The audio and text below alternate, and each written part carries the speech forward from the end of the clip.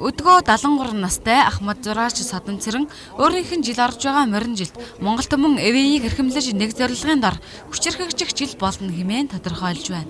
Таны харж буй энэ зурагт өнгөнгөөр бичсэн 1000 гарын Монгол гэсэн үг бий. Монгол хүнийг төлөөлөх эдгээр үгс нь Алтан Соёнбоо тойрсон нь улс орны нэгдмэл байдлыг бэлэгдэж байгаа юм.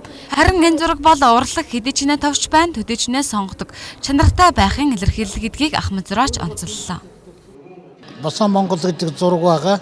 Энэ бол шийдэл нь бол орчин үеийн шийдэлтэй Монголын үндэсний хэлбэрийг агуулсан. Тэгээд тэр Монгол гэдэг үсгээ бол Солонгийн 7 өнгөнд оруулж бичсэн. Тэгээд тэр цаана байгаа 3 хөндлөн зураас бол 3 үеийг төлөөлж байгаа. Харин Ахмад уран бүтээлч Алтан гэрэл айсан ирж буй жилд морь хэмээх хямралаг амьтны урагш тэмүүлсэн мөнхийн хөдөлгөөнтэй үл хязгаарлагдах төрлөх чанар хүмүүсийн ажил үйлсэд биелэлээ олно гэж үзэж байна. Өнөөдрийн үзэсгэлэнд Ахмад Зураач морины шинжийг харуулсан бүтээлээ дэлгэжээ.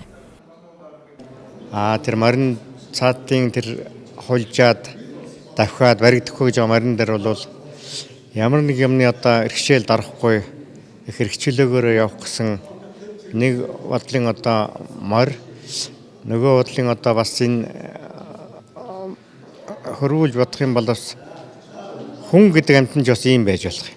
Чөлөөтэй, эрхтэйгээ, эрхээрээ.